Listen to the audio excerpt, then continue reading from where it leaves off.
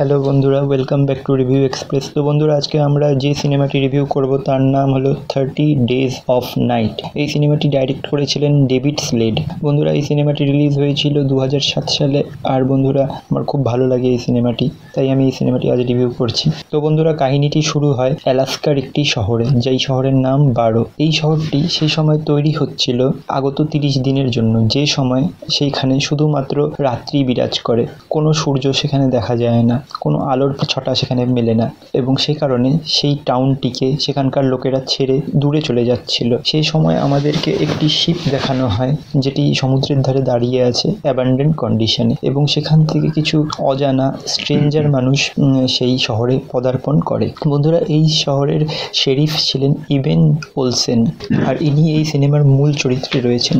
বন্ধুরা, যখন সেই স্ট্রেঞ্জাররা সেই শহরে এসে পৌঁছান, তারা সেখানে সমস্ত রকমের কমিউনিকেশন ব্যবস্থাকে বন্ধ করে দেন এবং সেখানে সমস্ত যে পাওয়ারের ব্যবস্থা ছিল সেটাকে কাট করে দেন। এর ফলে সমস্ত শহর অন্ধকার হয়ে যায়। এর খোঁজ করতে যখন ইভেন বের হয়, তখন সে এটাও জানতে পারে যে সেখানে তার স্ত্রীও এসেছিল কিছু কাজের জন্য।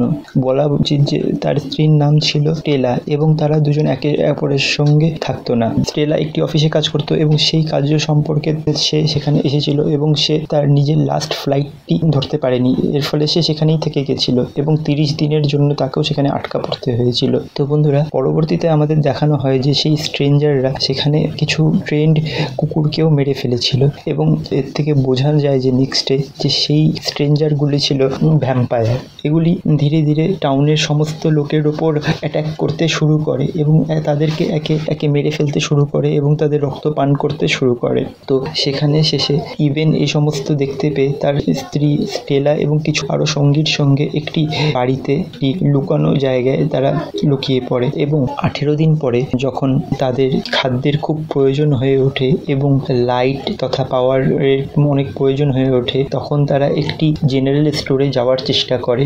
সেই সময় সম্পূর্ণ শহরটি ভ্যাম্পায়ারদের হেফাজতে ছিল, সে কারণে তারা সাধারণ দুপা চলতেও ভয় পাচ্ছিল এবং তারা খুব কষ্টে সেই জেনারেল স্টোরে এসে পৌঁছায়। সেই সময় ইভেন একটি ডাইভারশন ক্রিয়েট করে এবং সেই ডাইভারশন অনুযায়ী সে তাদের নিজস্ব গ্রিন হাউসে এসে পৌঁছায় এবং সেখানে থাকা ইউভি লাইট দিয়ে নিজের প্রয়োজনীয় পাওয়ারের অর্থাৎ ইলেকট্রিসিটির যোগান দেওয়ার জন্য সেই লাইটগুলিকে সে তুলে নেয়। কিন্তু রাস্তায় সেই ভ্যাম্পায়ারের দলের সঙ্গে তার মুখোমুখি সংঘর্ষ বেঁধে যায় এবং নিজেকে বাঁচাবার জন্য সেই ইউভি লাইট জ্বালিয়ে দেয়। এর ফলে সেই ভ্যাম্পায়ারের দলের যে প্রধান ছিলেন, তার প্রিয় একটি ভ্যাম্পায়ার সেই লাইটে পুড়ে যায় এবং তার মৃত্যু হয়। এর ফলে ইভেনের দলে কার্টার নামে একজন ছিলেন, সেই ইভেনকে বাঁচাবার তাগিদে তার ট্র্যাক্টর নিয়ে তাদের মাঝখানে প্রবেশ করে এবং ডাইভারশন ক্রিয়েট করার চেষ্টা করে এবং সেই কাজে অনেকগুলি ভ্যাম্পায়ারকে মেরে ফেলে, এবং শেষে যখন নিজেকে পুড়িয়ে মারবার চেষ্টা করে সে সেই কাজে ব্যর্থ হয়ে যায়, এবং তখন সেই ভ্যাম্পায়ারের প্রধান যে ছিলেন তিনি এসে তাকে মেরে ফেলেন। এরপর তারা আবার তাদের পুরনো জায়গায় ফিরে যায়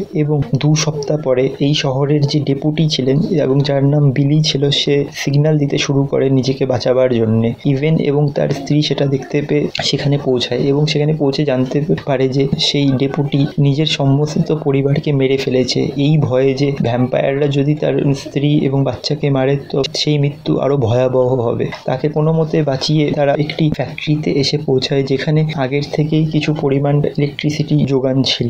কিন্তু সেই সময় ইভেনের স্ত্রী স্টেলা একটি ছোট বালিকাকে বাঁচাতে গিয়ে সেই ভ্যাম্পায়ারদের গ্রুপের মাঝখানে আটকে পড়ে। শেষে কিছু বুঝতে না পেরে ইভেন নিজে একটি ভ্যাম্পায়ারের শরীর থেকে রক্ত সংগ্রহ করে নিজের শরীরে নিয়ে নেয় এবং নিজেকেও ভ্যাম্পায়ারে পরিণত করে, এবং শেষে কোনো মতে সেই প্রধানের সঙ্গে লড়াই করে তার স্ত্রীকে রক্ষা করে এবং বাকি ভ্যাম্পায়ারদেরকেও ছেড়ে দেয়। কিন্তু যখন ইভেন বুঝতে পারে সে আর মানুষ নয়, সে এখন ভ্যাম্পায়ার হয়ে গেছে এবং তার ট্রিটমেন্ট কোনোভাবে সম্ভব নয়, তখন সে সকাল হওয়ার অপেক্ষা করে এবং নিজের স্ত্রীর সঙ্গে সূর্য দেখতে দেখতে সেখানেই আলোর ছটার সঙ্গে সঙ্গে সে পুড়ে ছাই হয়ে যায়, এবং এখানেই সিনেমাটি শেষ হয়ে যায়। আশা করি বন্ধুরা কাহিনীটি ভালো লেগেছে। ভালো লাগলে অবশ্যই ভিডিওটিকে লাইক করবেন, চ্যানেলটিকে সাবস্ক্রাইব করবেন। দেখা হচ্ছে নেক্সট ভিডিওতে।